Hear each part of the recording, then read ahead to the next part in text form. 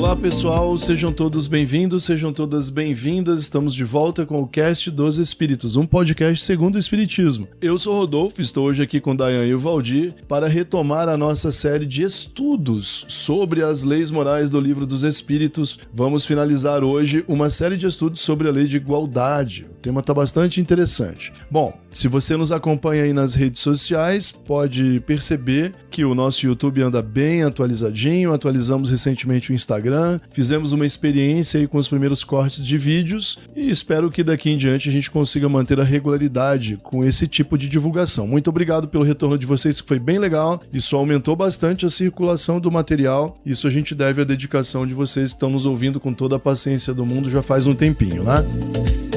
Bom, muito bem, mas para seguir em frente, vamos lá. Dayan e Valdir, digam um oi pro pessoal aí antes da gente começar a nossa pauta. Oi, pessoal. Bem-vindos ao podcast onde todos somos iguais. E aí, pessoal, tudo bom? Bom dia, de volta aqui, Dayan, para tratar desse assunto que é bastante espinhoso. A gente vai falar hoje sobre riqueza e pobreza, distribuição, justiça social, entre outros temas. Então, assim, não se esqueçam, deixem lá o seu like no Instagram, compartilhem os episódios e, além disso, temos lá o nosso YouTube muito bem atualizado pelo Valdir, que você pode usar para compartilhar aí com o pessoal em casa, grupos da família, né? É mais comum, o pessoal ouve mais, né, palestras ou áudios pelo YouTube. E quem sabe, agora que a gente está gravando os episódios, mais tarde a gente consiga colocar vídeos um pouquinho mais longos lá no canal do YouTube também, ok? Mas vamos lá, o Dayan vai ser o nosso apresentador hoje, está conduzindo o tema de igualdade. Dayan, como é que finalizamos essa parte sobre igualdade? Perfeito, Rodolfo. Eu vou fazer só uma retrospectiva aqui para os nossos ouvintes, pessoal, porque esse é o nosso terceiro e último episódio sobre a lei de igualdade. Nos episódios anteriores, nós tratamos de aspectos filosóficos da igualdade, tratamos da igualdade entre os gêneros, a igualdade entre homens e mulheres e também abordamos a questão da comunidade LGBTQIA+.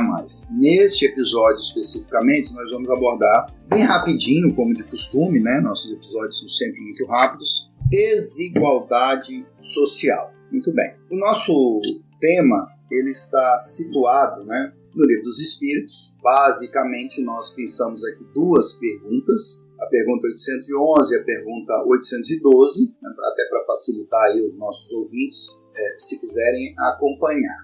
Muito bem. Então, dando início, é preciso lembrar primeira informação. Os Espíritos, já na pergunta 811, eles dizem que não é possível existir uma igualdade absoluta de riquezas, em virtude das diversidades das faculdades e dos caracteres das pessoas, né? Existem aquelas pessoas mais ou menos empreendedoras, né? Existem pessoas que estão dispostas, em virtude de algum benefício, abrir mão de uma parte da sua riqueza por comodidade, enfim. Existem as pessoas gananciosas, existem os pródigos. Então, com base nisso, os Espíritos trazem para nós essa afirmação. Muito bem. Aí, a reflexão que nós fazemos é a seguinte, Rodolfo e Valdir. Os Espíritos, com essa afirmação de que não é possível existir uma igualdade absoluta das riquezas, eles estão afirmando que sempre haverá desigualdade, pelo menos neste planeta,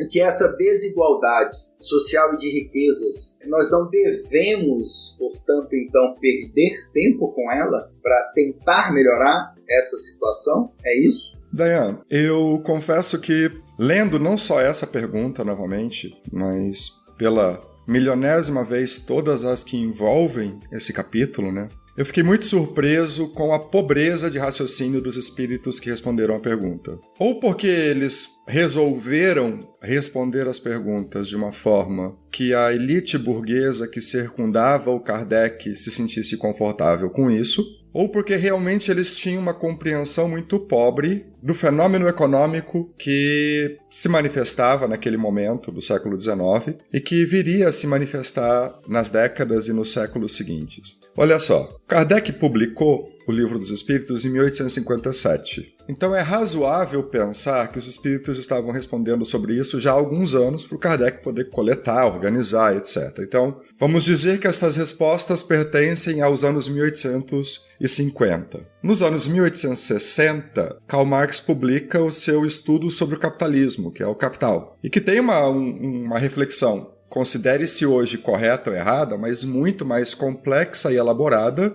que qualquer insight que as respostas que os espíritos tenham dado. Se nós considerarmos que os espíritos deveriam ser alguém com uma capacidade de compreensão do fenômeno material mais profunda e mais complexa, além da dificuldade de pensar para fora do capitalismo, né, as respostas que estão no Livro dos Espíritos são respostas tipicamente capitalistas, né? Envolvem uma pressuposição de como a economia e de como a produção da riqueza funciona, que é tipicamente capitalista. Eles ainda não sequer conseguem elaborar sobre o elemento fundamental que está por trás de todas as respostas que estão descritas no capítulo sobre desigualdade social, que é uma ideia humana bastante antiga, ela está presente em boa parte da humanidade. Talvez ela tenha sido mais bem desenvolvida pelos romanos, mas é a ideia de propriedade privada.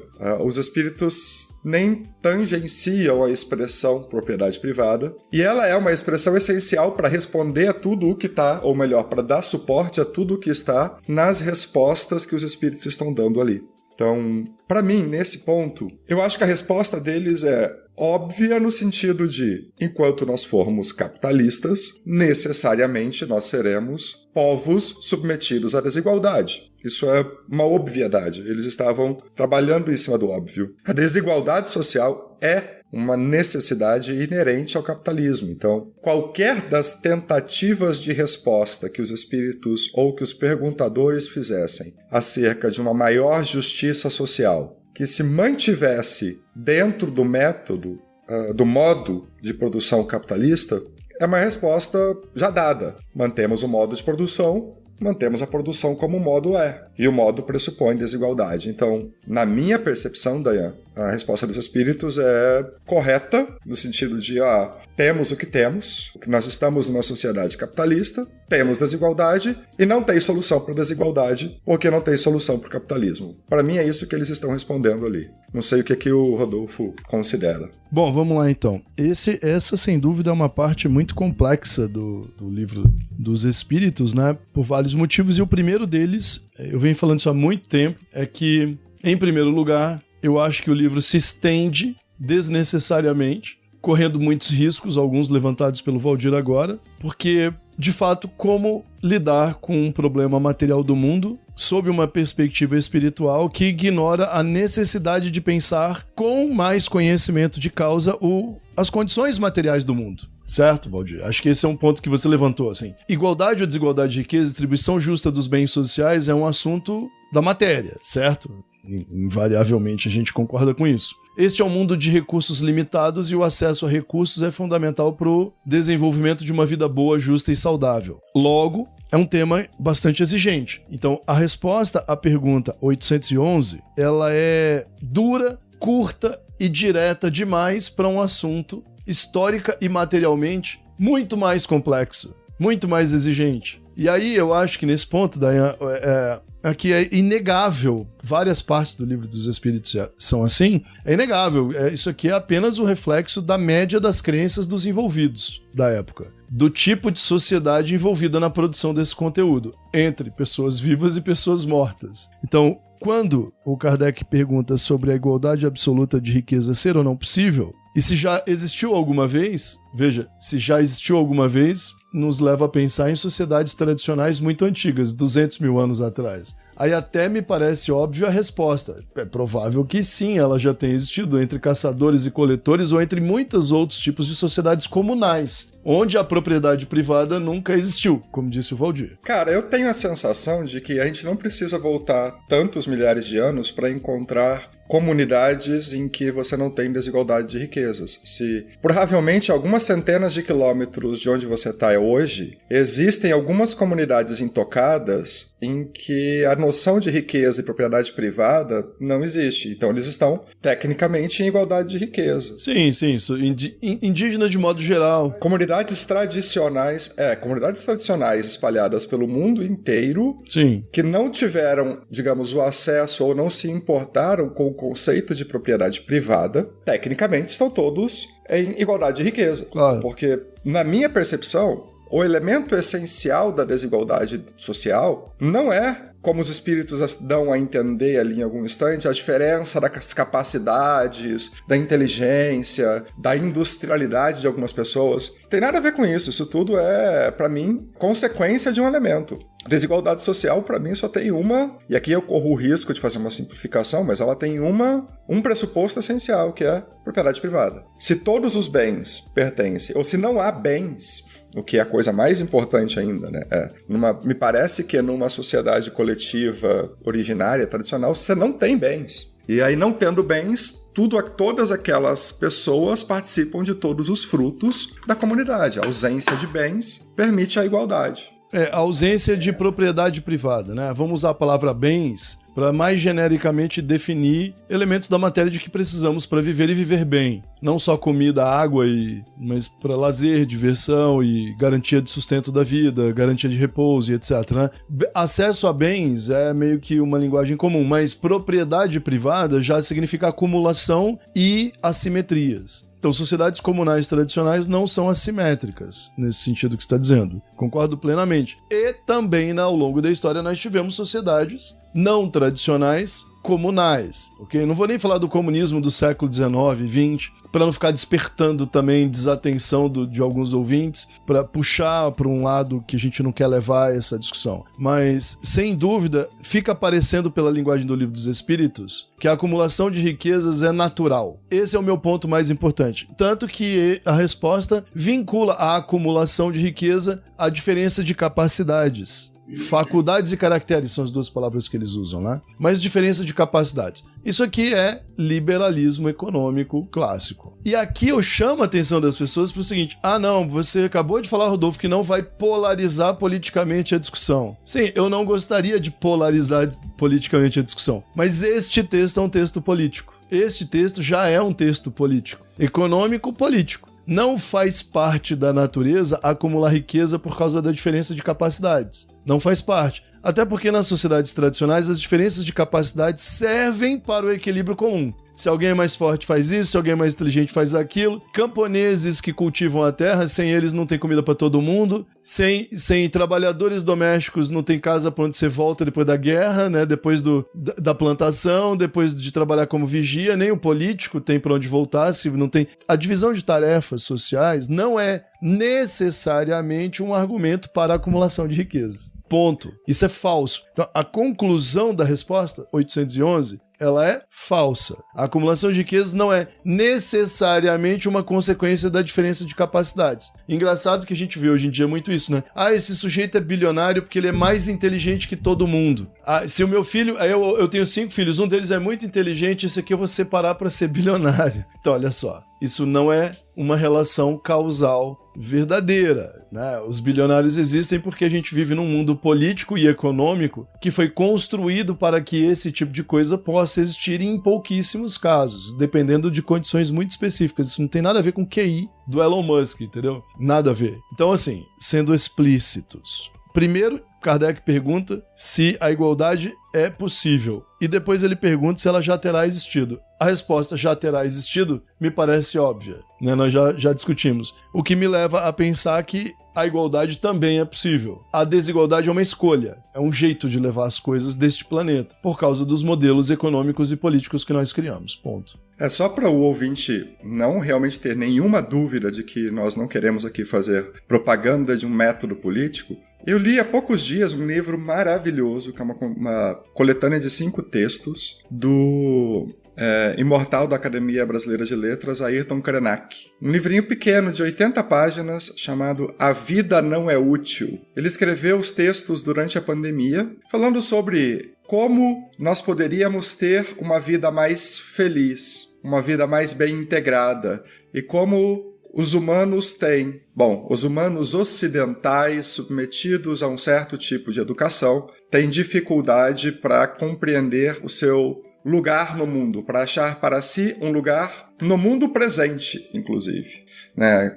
E é muito interessante como o Krenak retoma a cada instante nesses textos que ele escreveu a noção de uma vida no presente. Não do eu vou criar o meu filho mais inteligente para ser um bilionário ou o que for. Não, mas de como a vida pode ser melhor no presente. Um livrinho delicioso que fica como dica para os ouvintes e que não é, nesse sentido, um livro de quem usa camiseta vermelha com estrela amarela. Olha só, vocês tocaram em 2 pontos que merecem questionamento. Enquanto vocês estavam falando, eu estava refletindo o seguinte: bom, de fato, se nós olharmos, né, se o nosso exemplo for natureza e algumas sociedades tradicionais, nós vamos observar esse traço, né? Primeiro, que não existe uma propriedade privada e por conta disso não haveria uma desigualdade. Mas entre nós, eu não sei nem como nos chamar, né, essa sociedade nossa, enfim, atual, global, eu quero dizer, a desigualdade ela é evidente, ela é uma realidade. A renda não é distribuída igualitariamente, ou melhor, a riqueza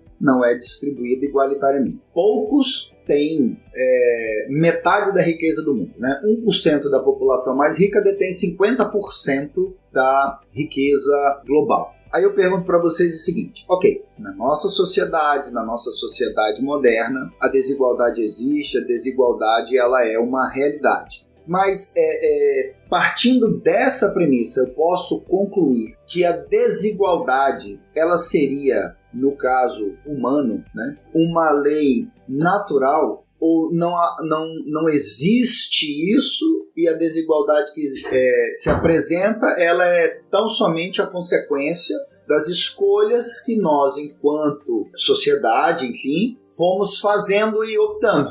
E isso nos levou a termos a desigualdade tão grande que existe, em especial no Brasil, que é um país muito desigual. Nós poderíamos refletir em relação a isso? Vocês pensaram sobre isso? Dayan, a informação mais importante aqui para o nosso ouvinte é: não existe estado de natureza. Não existe tal consequência das escolhas humanas é natural. Ou, entre humanos, o seu modo de vida X ou Y é necessariamente natural. Nada é natural. Essa é a origem da diferença. Isso é o que nós somos. Nem sociedades tradicionais. A gente está falando de sociedades indígenas, mas nem todas as sociedades tradicionais são indígenas como nós conhecemos. Há muitos tipos de sociedades tradicionais, mas há sociedades políticas onde não há propriedade privada também, e há sociedades capitalistas justas. Não tão justas quanto gostariam de pensar, né, teóricos políticos do comunismo, né? Mas existem sociedades capitalistas com índices de distribuição de riqueza bastante elevados e que poderíamos considerar sob certas condições até modelares. Vamos falar disso mais tarde. Nenhuma dessas escolhas, dos povos mais tradicionais a esses outros povos, é parte da natureza. Por isso que eu acho que falta espiritismo nessa reflexão, né?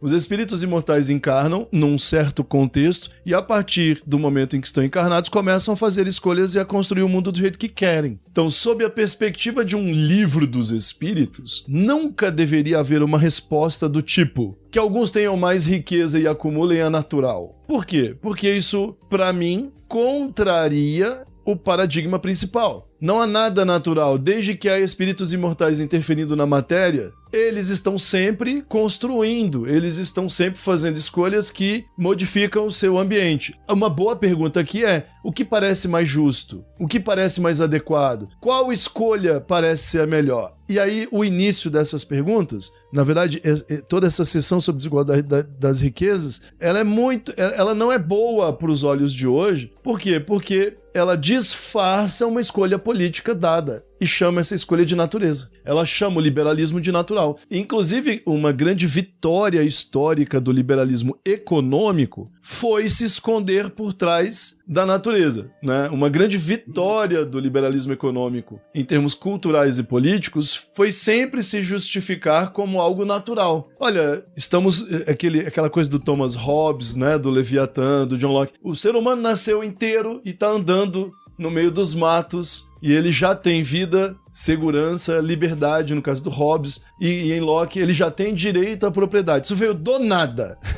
Isso veio do nada. Está com ele, dentro da mente dele. E aí ele encontra outras pessoas e faz um acordo para fundar um Estado. E ali proteger esses direitos. Então, isso é uma metáfora. Ninguém nasceu nesse lugar já tendo essas coisas. Os espíritos encarnam sempre num certo contexto. E a partir do momento em que estão ali, lutam para construir as coisas. Eles nunca têm nada de partida. Eles lutam para construir, certo? O Aristóteles, nesse ponto, ele foi muito mais realista do que Hobbes e Locke 2000 anos depois. Porque, para ele, você já nascia num certo contexto. Ou numa polis, ou num outro lugar dominado por senhores que tinham escravos. Então, assim, né? E sem pessoas livres. A polis tinha escravos também, mas no modelo aristotélico haveria ali indivíduos em condição de cidadania no meio do caminho, possuindo liberdade. Então, olha só, para o Aristóteles a vida já era contextualizada desde o começo. Para Thomas Hobbes,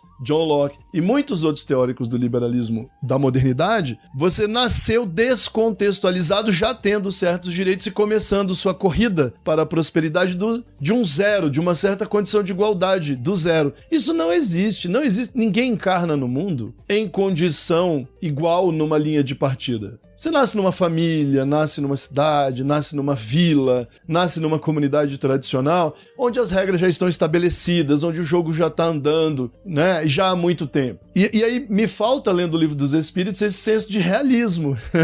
Tu imagina, aí a gente tem lá décadas depois um Nosso Lar em que você desencarna numa cidade que tem muros, que põe pra fora agressores, que tem armas, né? Mas que tem uma moeda que pode ser acumulada, que até onde a gente sabe, no Nosso Lar, o bônus hora não tem juros, você não poderia investir o bônus horas, mas você pode guardar, comprar um imóvel e transferir esse imóvel para pessoas que você ama, que viriam depois de você. Assim, já é um indício, é uma sociedade meia bomba. Tem acumulação de riqueza, não, mas é uma moeda justa, decorrente do trabalho, essa pessoa contribui, o bônus hora vale 1 para todo mundo. Claro, os mais dedicados acumulam mais. Tem uma certa pessoa boa que tem 1 milhão de bônus hora porque ela não tira férias e nem descansa há milhões de anos, né? Então, mas ela provavelmente tem casa para deixar para os descendentes. Beleza, parece um ajuste comunal. O Nosso Lar fica parecendo assim a Suécia dos anos 70, da social-democracia dos anos 70, saca? Parece que alguém andou olhando os modelos econômicos meio capitalistas, meio comunistas, e a gente chamou isso de social... Anthony Giddens chamou isso de social-democracia nos anos 70. É como se fosse a Noruega, a Dinamarca, o Nosso Lar. Beleza, meu ponto é, não existem consequências necessárias e universais da diferença das capacidades. Os espíritos encarnam aqui, nós somos diferentes em capacidades. E aí, Dayan, eu vou até alegar uma outra contradição dentro do próprio texto do Livro dos Espíritos, que está na pergunta que está lá na frente, na 813, daqui a pouco a gente fala dela. Ouvinte, guarde aí, porque existe uma contradição entre a pergunta 811 e a pergunta 813. Daqui a pouco a gente fala dela. Mas terminando, Dayan, o ouvinte precisa, nós todos, né, nosso querido ouvinte, nossa querida ouvinte, você está preso no debate político e tal, você é espírita, o que eu acho que falta? Falta perspectiva espiritual, falta. Tem muito líder de centro, presidente de federação, né? Porque a liberdade nos dá o direito de... A liberdade neste planeta depende de dinheiro para estudar, de dinheiro para começar a investir, depende de acesso a bens básicos que muita gente não tem, né? Não existe nada que não seja condicionado materialmente. Então, para uma teoria espírita, da justiça social, nós precisamos nos lembrar, em primeiro lugar, que não é possível descontextualizar a existência. E aí fica parecendo que dentro do espiritismo está todo mundo discutindo um mundo de fábulas, né? Um mundo que não existe. Ai, olha, fulano é egoísta, fulano é ambicioso e por isso ele é pobre. Não, peraí, não tem algum bilionário que não seja ambicioso e egoísta? Tem algum bilionário que você diria, não, essa pessoa realmente não é orgulhosa? É muito estranho isso, entenderam? Estão pegando? A falta de epistemologia aqui. Pô, fulano é talentoso, gente boa, uma boa pessoa, encarnou no mundo, trabalha muito, acredita no trabalho, defende a virtude, ele vai ser pobre. Ele vai ser pobre. Ele trabalha muito? Uma pessoa do trabalho, assim, acorda cedo, dorme tarde, professor na periferia, pobre. Pô, vai ser pobre, entendeu? Esse modelo de virtude vai ser pobre e vai sofrer. E a família dele vai sofrer. E dependendo do país onde ele encarnar, tá ferrado. Chegar na vida adulta já é uma vitória, né? Se aposentar com o salário na conta, outra vitória. Então, assim, existe aqui um substrato, né, nessas perguntas. Eu não diria nem substrato, porque olha a pergunta 811A. Há homens que creem ser esse o remédio aos males da sociedade. Qual? A absoluta igualdade das riquezas seria um remédio. É o Kardec perguntando sobre, Valdir, o comunismo, sobre as primeiras ideologias comunistas. Tá? Proudhon, que era francês, entendeu? São teóricos que vieram antes de Marx. Olha, a Comuna de Paris aconteceu em 1848, que foi uma grande revolta social, já com um tom de distribuição de riqueza. E não nos esqueçamos que o iluminismo começou como? Matando nobres, né, e jogando os padres para fora das igrejas, tirando terra dos padres e dos nobres, certo? O iluminismo começou com distribuição de riqueza, né, com um ponto muito importante. Aí o Kardec pergunta, olha, aqui na França tem um lance de distribuir riquezas faz tempo. O que vocês acham? Olha a resposta. Essas pessoas são sistemáticos ou ambiciosos e invejosos. Olha só, são sistemáticos. Eu fiquei pensando, o que significa chamar quem acredita na distribuição de riquezas de sistemáticos? Sistemáticos é uma boa palavra, né, Valdir? Porque o Kardec era um cara sistemático. Né?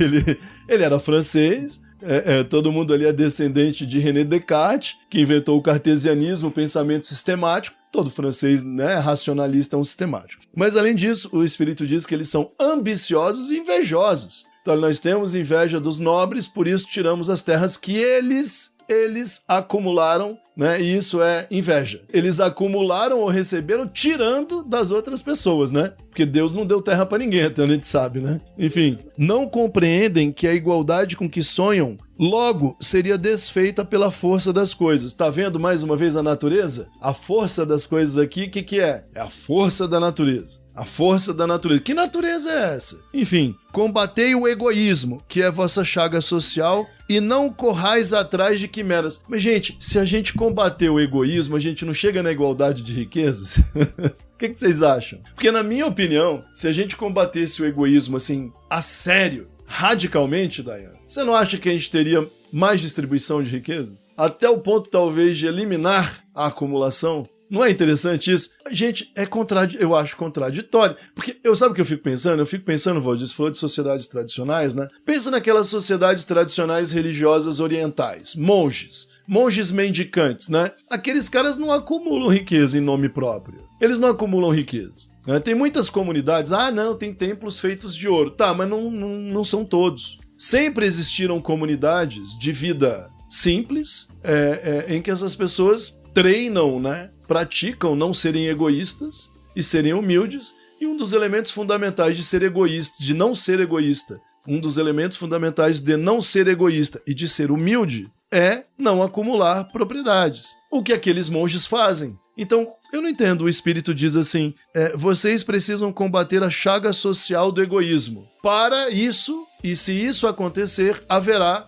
acumulação de riqueza. Eu não entendo. Né? Eu não consigo entender como o combate ao egoísmo vai dar na acumulação de riqueza, entendeu? Ele está chamando de egoísta quem luta pela distribuição dos bens. Não consigo entender. A não ser que você esteja defendendo o liberalismo econômico, à época então tradicional, contra as revoltas sociais que já tinham causado tanto barulho na França entre 1789 e 1848.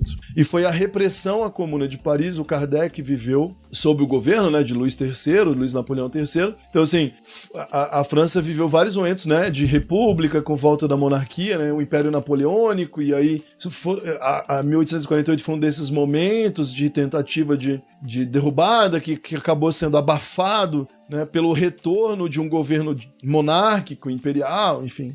E essas respostas, elas estão confusas para mim. Elas não me parecem harmonizar com a teoria ou um paradigma espiritual verdadeiro. Eu fico pensando aqui, eu não sei se isso foi uma defesa do capitalismo, falar dessa questão da desigualdade, porque dá a impressão que a desigualdade ela é um fenômeno, seria um fenômeno socialista. Sim, do jeito que ele está falando aqui, ele está dizendo que querer igualar é egoísmo. Isso. Né? Querer igualar é egoísmo. Que a desigualdade, no entanto, é natural. Só que se é egoísmo é ruim, ok? Se é egoísmo é ruim, eu não consigo vincular igualdade à ruindade. Vocês conseguem? Eu não consigo igualar igualdade à ruindade. Chama lei de igualdade por quê? Então, assim, é muito confuso. A tábua de valores, saca, Valdir? Você pega lá no quadro dando aula pra criança. Isso é bom, isso é ruim. Vamos fazer uma lista? Tá confuso. Aqui tá confuso. Entendeu, Dayan? Entendi. Não, tá estranho. Com clareza. Valdir, quer fazer uma consideração? Cara, assim, eu não tenho nenhuma outra consideração em relação à sua pergunta em si, de que, evidentemente, os espíritos e os perguntadores estão equivocados acerca da interpretação do fenômeno desigualdade e do que ele representa, mas eu tenho uma outra preocupação acerca do que o Rodolfo levantou, que estava na minha listinha de coisas sobre as quais eu refleti, que nós comentamos muitas vezes aqui no podcast sobre o perigo da moralização da pobreza, ou da moralização da riqueza, o que é, enfim, são duas faces da mesma moeda, né? Eu achava que isso era um fenômeno mais jovem no espiritismo, de acusar os pobres de serem culpados da sua própria pobreza e de louvarem os ricos pelo sucesso da sua riqueza. Mas ouvindo o Rodolfo falar e refletindo novamente sobre essas perguntas, o próprio espírito superior que responde já faz esse louvor, já acusa os pobres de serem responsáveis pela sua pobreza e os ricos, que supostamente possam ter adquirido uma riqueza justa, são reconhecidos como benfeitores dos pobres. E afora a miscelânea que os espíritos fazem entre macroeconomia e microeconomia, entre os eventos sociais e os eventos pessoais que acumulam ou desperdiçam moeda, para mim tem um problema essencial. Na verdade, eu poderia, já que a gente está falando tanto dos franceses aqui, usar o Zola e gritar «J'accuse». Porque aqui, para mim, tem um evento moralmente muito problemático no que os espíritos comentam. Quando eles dizem que é possível que alguém acumule riqueza e que este acúmulo é justo, isto, para mim, é uma afirmativa intrinsecamente equivocada. Porque nenhuma riqueza é adquirida e acumulada de forma individual. Toda riqueza é adquirida e acumulada num fenômeno coletivo. Então, o sujeito que saiu e tinha uma sapataria, aí ele engraxava sapato na praça, guardou o dinheiro, comprou uma sapataria menor, aí descobriu que dava para ele produzir a graxa, aí empregou todo mundo ali na comunidade e morreu bilionário. Ele não morreu bilionário, ele acumulando cada real que está na conta dele. Os reais que estão na conta dele são fruto parcial do trabalho de toda a cadeia coletiva que está ao seu redor. Cada uma das pessoas ali que foram trabalhar para o sujeito e geraram lucro que ao final é dele e não coletivo, entregaram uma parte da sua vida, do seu tempo, dos seus afetos para enriquecer essa outra pessoa. Ninguém ficou bilionário porque trabalhou muito, e sim porque explorou muita gente. Exato. Por mais bonzinho que o bilionário seja, se há algum, ele dava plano de saúde, ele pagava auxílio alimentação, tinha creche na indústria, tinha plano de saúde e auxílio dental dentro da própria indústria. Todas essas supostas benesses, elas ainda são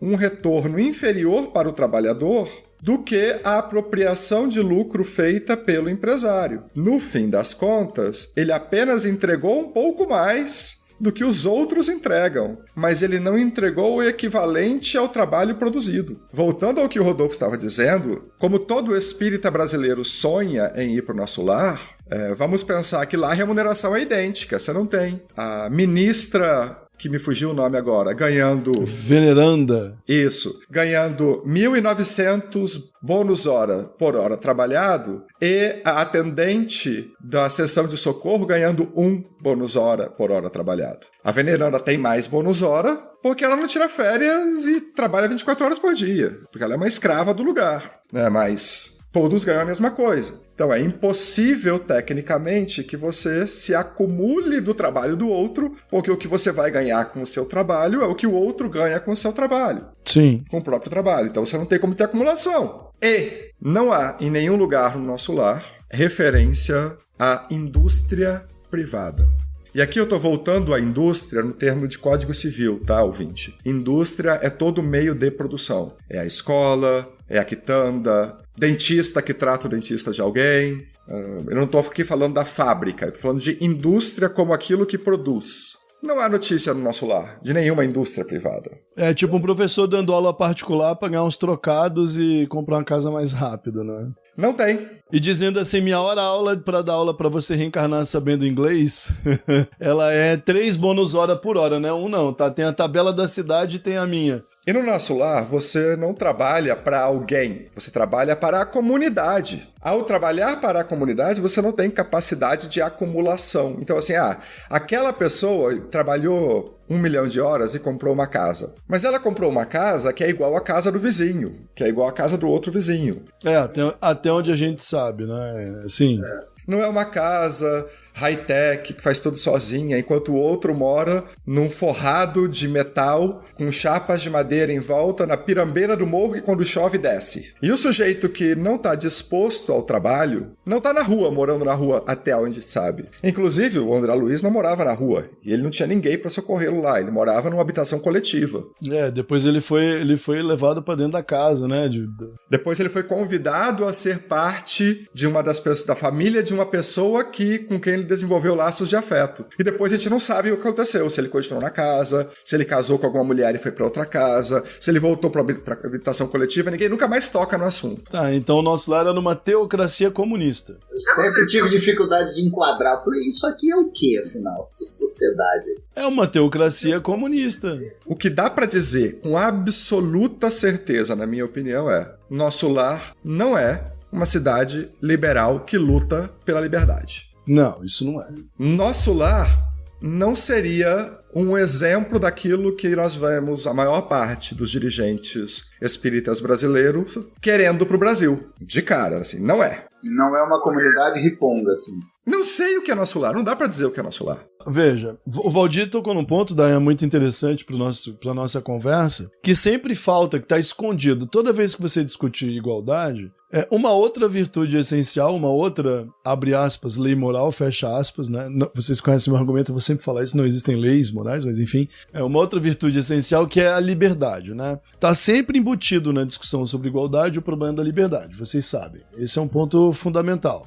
Daí, Valdir, esses líderes de movimento, eles sempre dizem isso. Olha, todas essas visões sobre igualdade estão contaminadas. Por quê? Só há igualdade se você forçar as pessoas a serem iguais. Por quê? Porque a diferença de capacidades é natural, eles dizem. A diferença de capacidades é natural, só haveria igualdade se o poder político forçar as pessoas a serem iguais, o que significa passar por cima da liberdade delas. Tá? Isso é um problema antiquíssimo desse assunto. Mas, mais uma vez, essa é uma visão metafísica do problema. Por quê? Por que metafísica? Abstrata. Porque na realidade não existe liberdade nenhuma de partida, do zero. A liberdade não existe por si mesma. Nada existe por si mesmo. Nada. Então, assim, eu tenho um espírito talentoso, trabalhador, estudioso, humilde, honesto, sincero. Olha que pessoa maravilhosa. esse espírito encarna onde quer que ele vá encarnar, para que ele possa usar suas virtudes e, por exemplo, empreender. Ah, ele é um escultor, ele é um artesão, ele é um músico, ele é um professor, sabe, artes liberais, como se chamava na antiguidade, basicamente liberais nesse sentido. Por quê? Porque eu poderia pegar meu talento e usar como eu quiser. Tudo bem, você pode fazer esculturas, mas vai vender? Quem vai pagar? Que comunidade valoriza o que você faz? Vai fazer escultura do Deus certo, que se fizer do Deus errado, você vai ter problemas. Onde você vai arrumar material? Qual o valor que vão pagar pelo que você faz? Todo tipo de exercício da liberdade é condicionado pelo contexto em que você está. E o Leonardo da Vinci, por exemplo, pessoa maravilhosa, pôde exercer sua liberdade artística. Para.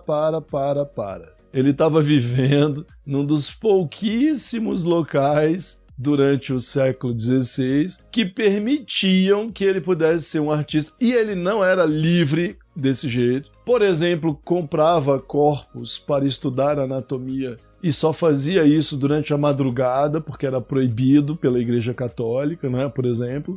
Ganhou dinheiro com os militares, ganhou dinheiro desenhando armas, desenhando fortificações de defesa. E ganhou dinheiro com a igreja, assim como Rafael, Michelangelo, entre todos os outros. Todo mundo ganhou dinheiro com a igreja, que era uma instituição política que acumulava riquezas e podia pagar pelo talento do artista que fazia o que ela pedia. Então assim, estão vendo? A liberdade de usar os seus talentos sempre será condicionada, assim como a igualdade. Então assim, para o espiritismo, penso eu, Dayan, os espíritos são, por definição, iguais. Aí é a única hora que a palavra natureza entraria. Na essência, os espíritos são iguais, beleza? Foram criados iguais, existe um Deus justo e soberano que quer que eles continuem e sejam sempre tratados desse modo. Tudo bem. Aí eles encarnam num mundo contextual e o Kardec pergunta para os espíritos: e aí, como deveríamos interpretar ou lidar com o fato de que esses espíritos encarnaram no mundo e são iguais? Aí os espíritos vêm e dizem o quê? Que a diferença de acumulação de bens é essencial. Por quê? Porque eles são diferentes em talentos. Aí, Valdir, nesse ponto, você acaba tendo alguma razão. Então, eles estão moralizando a relação entre riqueza e pobreza?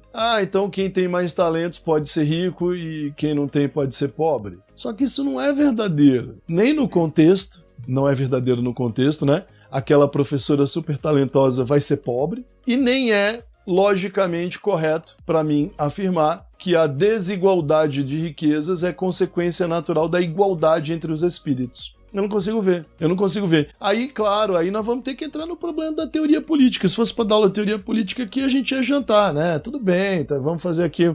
vamos lembrar aqui das muitas teorias políticas, mas eu antes de fazer o episódio, eu até chamei a atenção para isso. Vamos tentar não descambar para o lado da filosofia política tradicional, né? Para não perder de vista o paradigma espírita.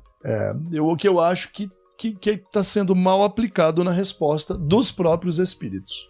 Mas, Roger, só uma coisa no que eu estava comentando sobre a moralização da riqueza. Ela é tão evidente no capítulo, os espíritos são tão explícitos nisso, que na 814 eles usam a expressão Deus dá. Sim. Deus dá riqueza, Deus tira da miséria, essas coisas. Tipo, para eles, né, como provavelmente há uma... Nós já conversamos muito sobre isso, né? O livro dos Espíritos é polifônico, tem muitas pessoas respondendo. Então, essa polifonia atrapalha a compreensão de alguns assuntos. E quando alguns espíritos vêm e dizem, não, veja, tem desigualdade porque as pessoas são diferentes. Aí outros dizem, não, veja, existe riqueza que é justa. Aí vem alguém e diz, Deus dá e Deus tira a riqueza, a pobreza, a miséria, etc. Isso tudo é uma confusão desgraçada para o pobre do mortal que está tentando saber qual é a sua posição no mundo. Para mim, eu acho que eu gostaria de resumir a minha intervenção nesse ponto da seguinte forma. Nós espíritas lutamos semanalmente nos centros espíritas, nas palestras, na evangelização, nos grupos de estudos variados, para incutir nos seguidores a seguinte ideia: é necessário superar o egoísmo. O egoísmo é parte da nossa inferioridade, é parte estruturante que precisa ser alterada no caráter do espírito em evolução. E todo espírito é, neste instante na Terra, em certo grau egoísta. E as crianças, no seu primeiro desenvolvimento, são egoístas. E os pais, e a escola, e os amiguinhos lutam para ajudar aquela criança a deixar o egoísmo de lado. Ou seja, a compreender que existem outras pessoas no mundo, que os pais são outras pessoas, os irmãos, os amiguinhos, as pessoas da rua, até que ela se torne um adulto saudável e saiba conviver na comunidade sem aqueles traços de egoísmo da primeira infância. E nós, espíritas, vamos ao centro espírita, vamos aos meios de comunicação e dizemos, olha, espíritos do mundo, nós precisamos deixar de ser egoístas. Nós precisamos aprender a conviver de uma forma mais amorosa e saudável. Aí, quando a gente fala então, todos nós precisamos ter acesso aos bens da comunidade. Não, porque isso não pode, porque nós somos diferentes. Temos que manter o egoísmo na propriedade privada e proteger aquilo que é nosso. É uma loucura. É uma absoluta incongruência de raciocínio. Quando eu preciso falar sobre o aspecto moral intelectual do comportamento, especialmente sobre quem pode casar com quem pode fazer o que do próprio corpo, quem pode usar o que ou aquilo, existe aí uma preocupação com a preservação dos interesses da comunidade, todos temos que crescer juntos, todos temos que lutar contra o egoísmo. Quando se fala no desapropriar a propriedade privada e atribuir à convivência coletiva da comunidade valores mínimos, aí não pode. Não, porque aquele cara não trabalha, porque aquele outro ali é burro, porque aquela lá não serve para isso. Aí não pode mais. É esquizofrenia. O que a linha de raciocínio desse capítulo do Livro dos Espíritos é esquizofrênica.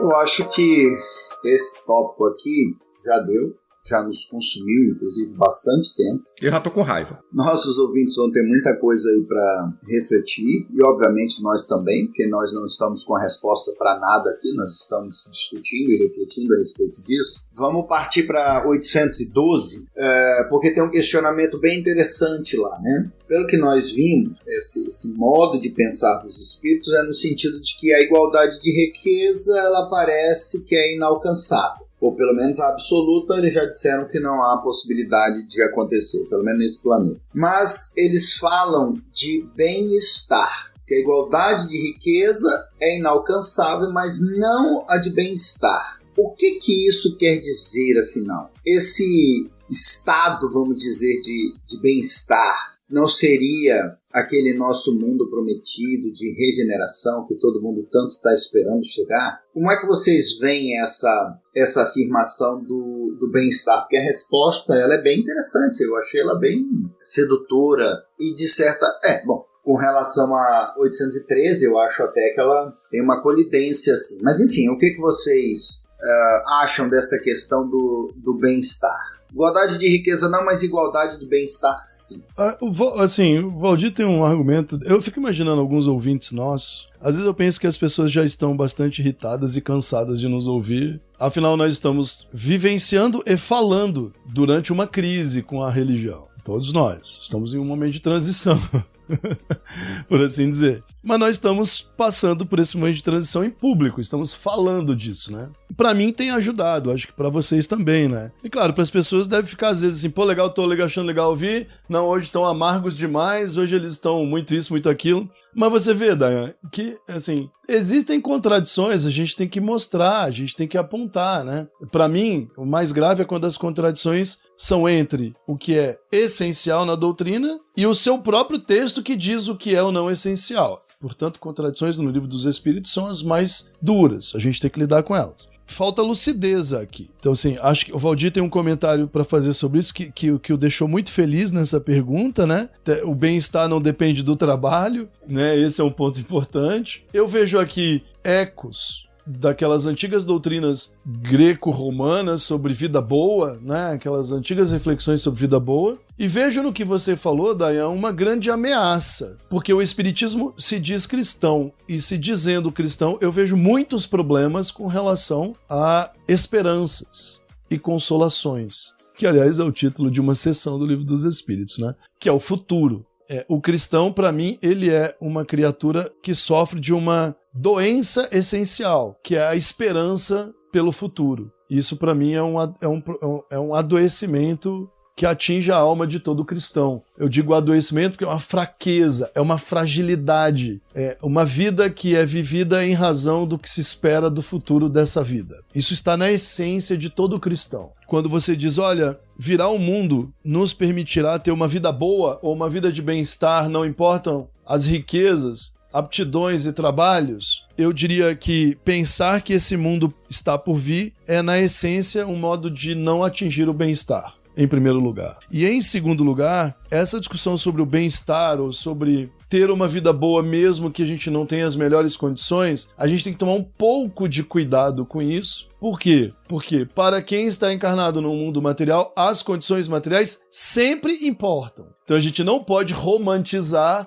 desigualdades muito grandes, não pode romantizar a pobreza. Olha, eu sou trabalhador, eu sou vigia noturno, eu sou porteiro do condomínio, mas olha, eu levo minha vida na boa, tomo minha cervejinha, vejo meu time jogar, porque então, o cara já torce, sei lá, para o Vasco, pro Corinthians, aí é uma pobre alma perdida. Aí realmente não dá. Aí só o futuro. Mas o cara torce pro Flamengo, é porteiro, aí o cara tá assim, pô, meu time, né, pô, já tá me dando uma alegria, eu tomo minha cervejinha, né, cumpro minhas obrigações, pago minhas contas, meu bem-estar é poder estar com a família, no fim de semana eu vou passear lá no parque, né, tem uma beira de rio que eu posso ir, é de graça, ainda é de graça, né, e posso ir na praia, né, pô, legal, pô, ver a praia, o cara mora na beira do mar, tá aqui no interior do país, o cara pode ir numa beira de rio, de repente dar uma pescadinha, leva uma vida moderada e equilibrada e, portanto, esse indivíduo é feliz. A mim, por exemplo, incomoda que a gente consiga encontrar exemplos como esse que eu citei e que algumas pessoas acabem transformando em um modelo de vida coletivo, num mundo em que isso é irreal, onde centenas de milhões de pessoas não têm o mínimo necessário para comer durante o dia. Então, a discussão sobre wellness, sobre bem-estar, né, ela é uma discussão importantíssima, porque ela tem a ver com saúde mental, com equilíbrio e etc., mas ela não pode ser descontextualizada. As pessoas, temos que encontrar aqui nós o equilíbrio para pensar assim, cara, olha, você pode encarnar sendo vigia noturno, ganhando um salário mínimo e meio, você não vai dormir bem, o que é um fator terrível para todo tipo de doença grave, mas você pode ter um bem-estar, vai torcer pro Flamengo, você vai tomar uma cervejinha no fim de semana, vai ter uma boa esposa, que vai trabalhar também, é empregada doméstica, e vocês vão conseguir viver bem num país aí que é meio complicado, mas tá dando um duro para ver se melhora, e etc. Cara, tudo bem.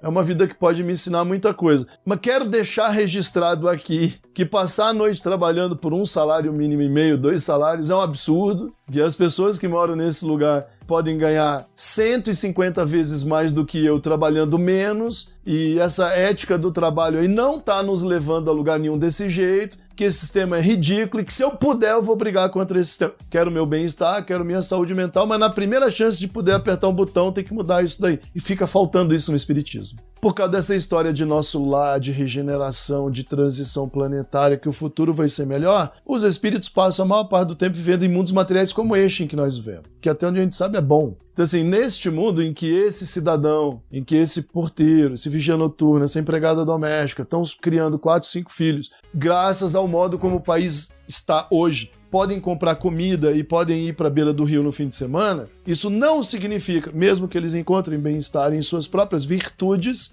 isso não significa que essa sociedade é boa e justa e que tá bom assim. Então assim, percebe como os espíritos podem deixar passar, né, respondendo a perguntas como essa, né, do Kardec, se a igualdade de riqueza não é possível, sucederá o mesmo com bem-estar? Eles dizem, nem com bem-estar.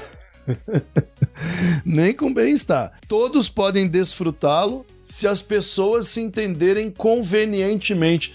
É muito fugidio, entendeu, Dayan? É muito fugidio, é muito assim... Cara, qual o problema de dizer assim, as pessoas têm o direito a ter bem-estar e isso tem que ser promovido de qualquer jeito, mesmo que numa sociedade desigual a gente tem que lutar para isso. Como? Com parque público, com praça, com descanso, com jornada de trabalho menor. Isso tem que ser construído na marra, se preciso. Não, eles não dizem, entendeu? Fica uma coisa assim, olha, assim, dá pra dar um jeito. Torce pro time certo que você vai estar escravizado pelo trabalho, mas pelo menos vai ter um prazer.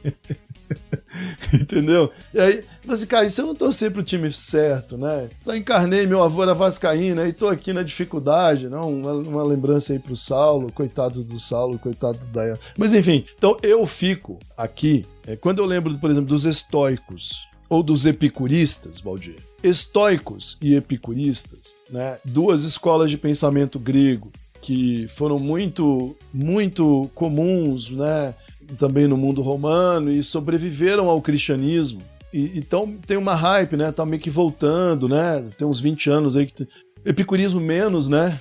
Mas as duas tinham uma visão de mundo em que eles reconheciam a violência, a agressividade, a dureza das relações humanas e promoviam um certo afastamento dos interesses que eram mais comuns a esses relacionamentos humanos mais ordinários. A luta pelo poder, a luta pelo dinheiro, a luta pela riqueza, a luta pela prosperidade, né, e tal. Eles defendiam que o indivíduo comum deveria se afastar desses interesses, pelo menos majoritariamente, para encontrar em outras fontes bem-estar, autocontrole, bem-estar e equilíbrio mental. Essas outras fontes, aí varia. Do estoicismo ao epicurismo varia, né? Ficou famoso no estoicismo a ideia de que o Epicuro lá tinha um jardim ou uma propriedade onde o pessoal podia se encontrar e viver. Era uma ideia muito comum à época, né? E defender ali que eles poderiam encontrar nesse espaço protegido prazer,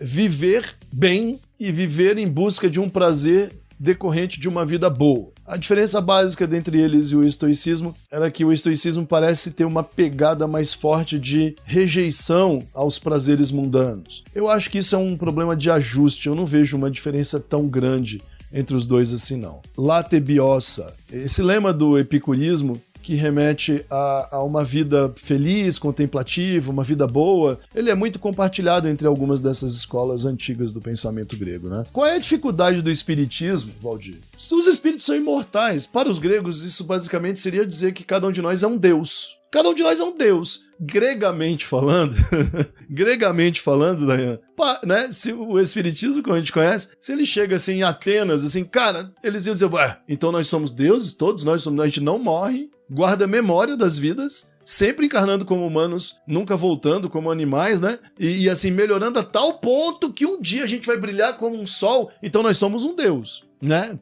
Tecnicamente, para o pensamento grego antigo, nós somos um deus. Dava uma surra no estoicismo, no epicurismo, no platonismo, no aristotelismo, em todo que ismo que tinha na época. E qual é a dificuldade do espiritismo chegar e dizer assim, amigo, olha só, o mundo é uma luta por hegemonia, dominação e violência, vocês são deuses, vocês encarnam para pôr ordem nisso daí, para todo mundo viver de modo mais justo e igual. E aí criar um mundo em que as liberdades possam ser exercidas, né, sem que ninguém afete ninguém ao ponto de machucar, causar dor ou violência. Qual é a dificuldade de escrever isso? 3, 4 linhas. De onde me saem essas interpretações absolutamente enviesadas sobre economia, dinheiro e riqueza? O estoicismo e o epicurismo eram muito mais objetivos 25 séculos atrás do que o espiritismo conseguiu ser em 1900, né? 1850. Tem objetividade nenhuma aqui. Eu não sei o que pensar dessa pergunta. O bem-estar pode ser obtido? Pode, por qualquer um, até pelos escravos, né? Segundo o estoicismo. Tá aí, é melhor então, recomendação aos ouvintes, quer saber sobre isso? Vai ler os estoicos. Daqui a pouco o Valdir indica um texto aí pra vocês lerem, ele anda lendo muito, mas vai ler um estoico, porque vai ser melhor pra você. Se você é pobre, amigo, amiga, se você tá ferrado, se você tá doente, se sua vida tá acabando, se tá com muita dor e sofrimento, cuidado com os textos cristãos. Eles podem te fazer mal.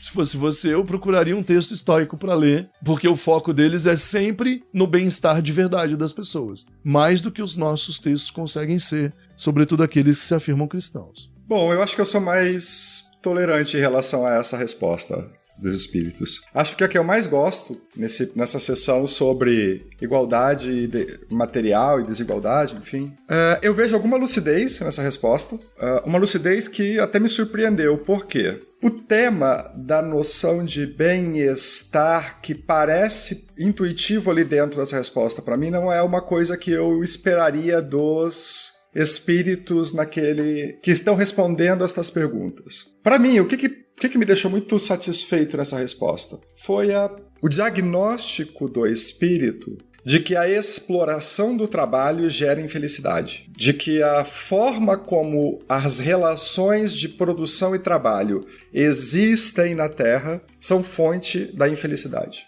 E para mim isso foi um diagnóstico muito surpreendente de o Kardec ter deixado passar, da comunidade do Kardec ter deixado passar, e de ter aparecido um espírito ali para dizer: eu concordo com você, os perigos da esperança, do futuro, a frouxidão das proposições, etc. Mas esse diagnóstico de que a forma de explorar o trabalho é um fator de infelicidade, para mim foi bastante surpreendente. E a pergunta tem um outro aspecto que me leva a pensar. Na verdade, menos a pergunta e mais as suas reflexões, Rodolfo. Só uma correção nas tuas reflexões. Você falou do estoicismo no Jardim de Epicuro. Foi só uma falha de nome. Você queria dizer epicurismo no Jardim de Epicuro. Não, eu separei os dois. O Epicuro é que tinha o jardim, né? Essa história do jardim era do Epicuro. Isso. Não era no caso do estoicismo, né? Então, pegando a partir dessa sua perspectiva, eu concordo integralmente contigo de que para ter bem-estar, as pressuposições materiais da existência precisam estar satisfeitas. Os pressupostos materiais da existência precisam estar satisfeitos. Mas, de novo, aí eu acho que que esta é uma perspectiva extremamente contemporânea ocidental. E ela é a perspectiva que eu defendo, que eu acho que é a que nós somos capazes de levar à frente, mas tanto as escolas helênicas antigas que você estava falando, quanto o budismo, quanto diversas versões teológicas do cristianismo nascente, propõem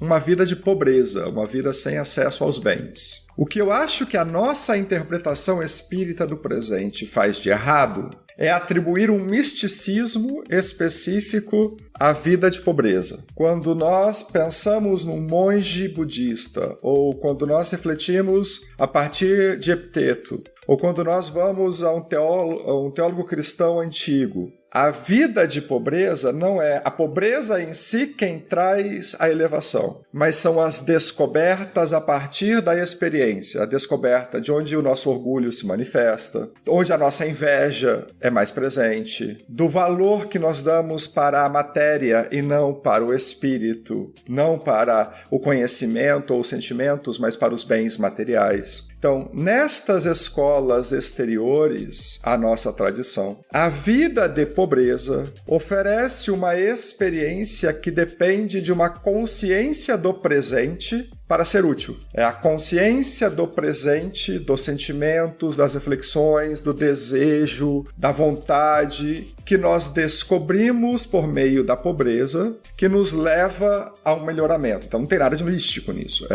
Eu olho para o cara ali ao meu lado, que tem mais do que eu, e eu começo a desejar as coisas materiais dele. Por que eu estou desejando coisas materiais?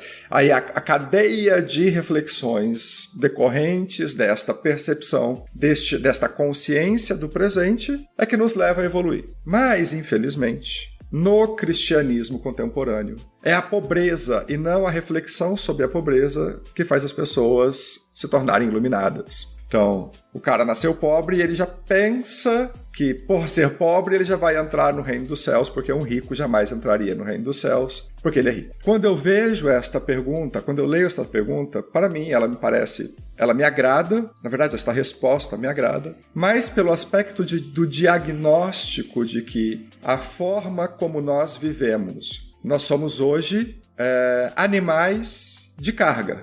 Nós trabalhamos para um futuro, quem sabe, talvez, termos aquilo que a gente gostaria de ter hoje. O método de existir do Ocidente que o Espírito está diagnosticando nesta resposta é que nós fomos bestializados, nós fomos instrumentalizados para um fim. E o trabalho nesse ponto, o trabalho, pelo menos no contexto que ele está dizendo aí, é este trabalho que leva ao enriquecimento de outra pessoa e à exploração de outra pessoa e é fonte da minha infelicidade. O bem-estar é possível para todos?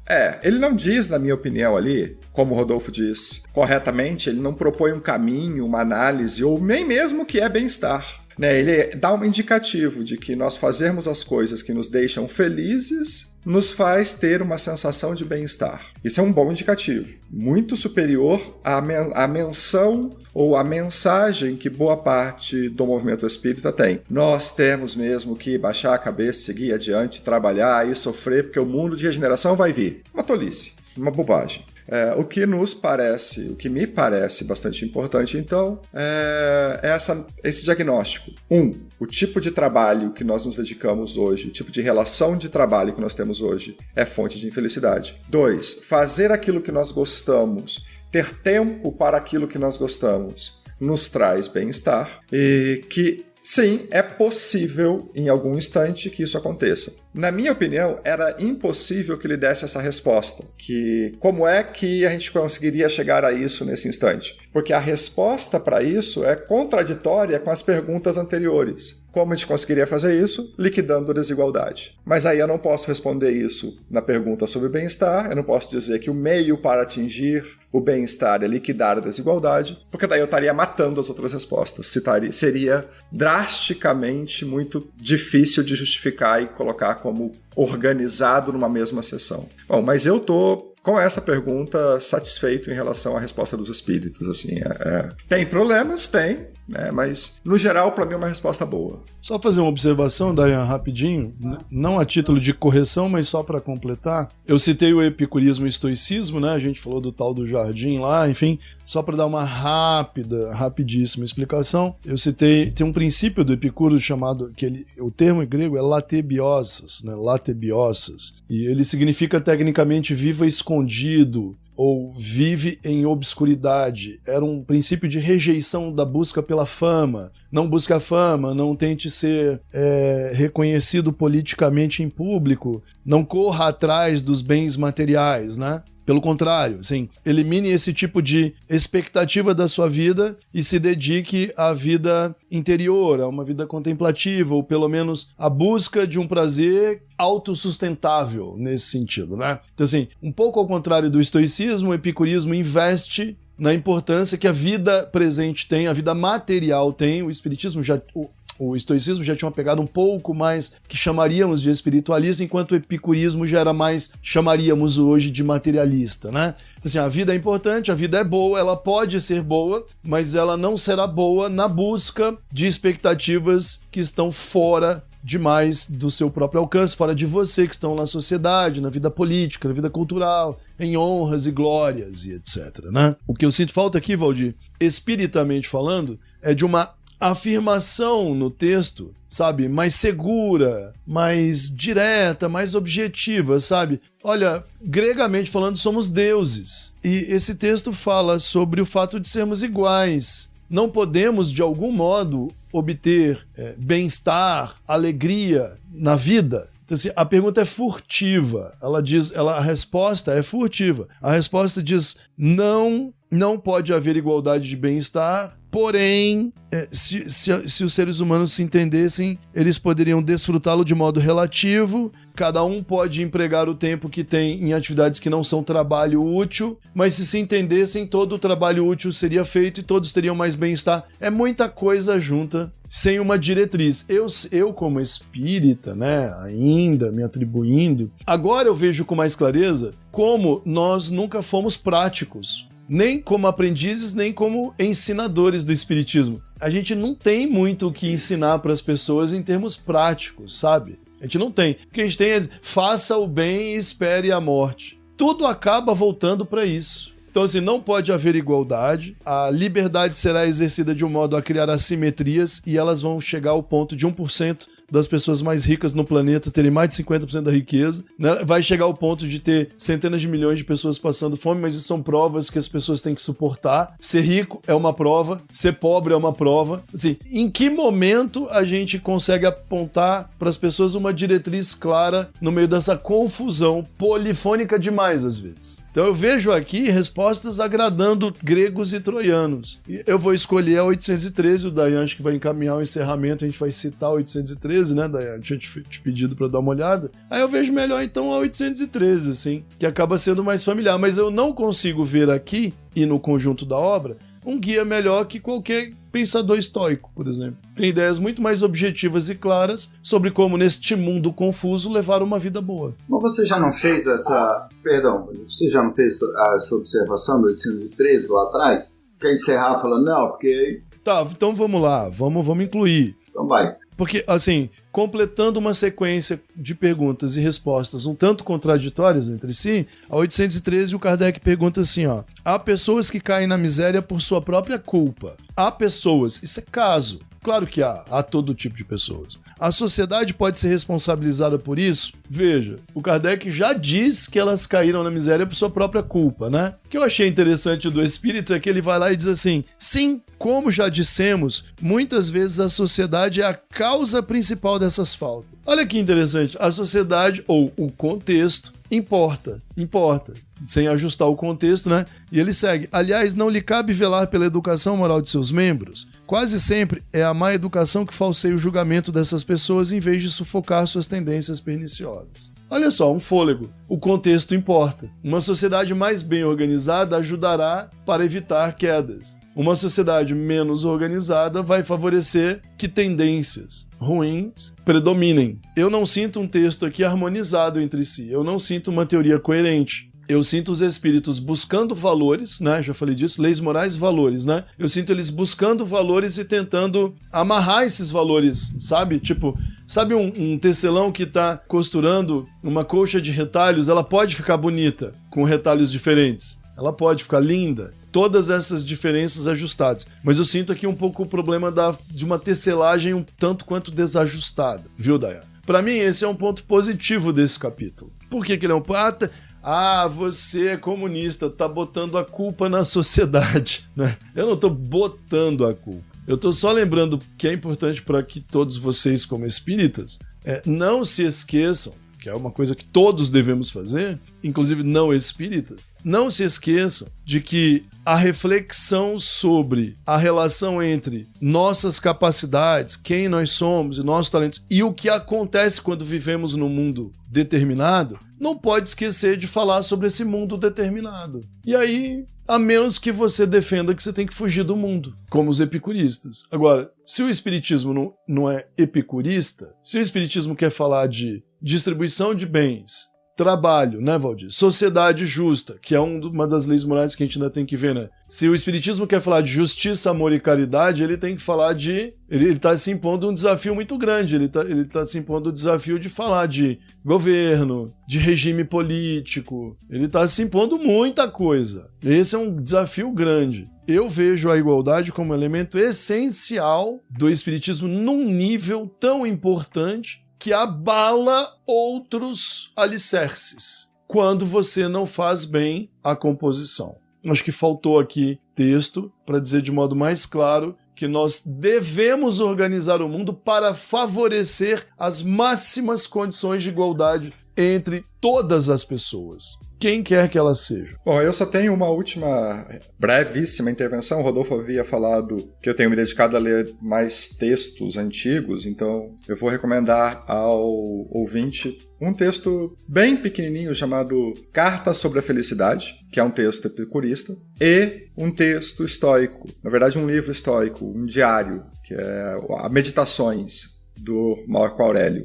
Acho que o ouvinte vai ter excelentes recomendações de como ter uma vida, de como conduzir uma vida boa em busca de bem-estar, de como ter práticas de uma vida boa no presente, né? Aquilo que o Rodolfo falava da nossa ausência de recomendações práticas do viver, estes dois livros possuem excelentes recomendações da vida prática. Aí uma pergunta para você, bem rápida. Com base nesses dois livros que você citou, um estoico e outro epicurista, vale para todas as pessoas? Sim. Independente das suas capacidades? Sim.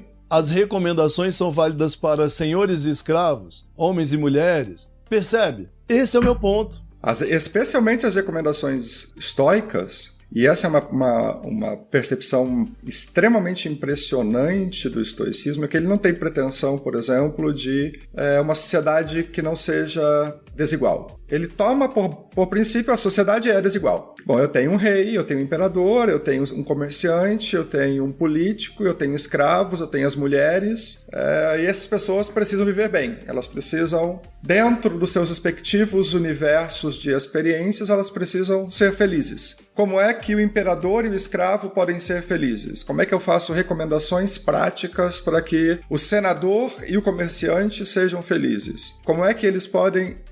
A percepção de felicidade estoica não é uma percepção de felicidade egoística, não é uma maximização do prazer. A felicidade estoica advém, me parece, de cumprir com a parte que lhe cabe na sociedade. Como é que você vive bem em relação com os outros? Como é que você vive bem a partir da necessidade de que o outro também viva bem, cada um no seu respectivo papel social. Então, são textos extremamente importantes, assim, e fáceis de achar. Todos eles são baratinhos, o ouvinte vai encontrar... Você vai comprar 10 pelo preço de um livro espírita, e vai ter muito mais, digamos, orientações práticas para o bem viver.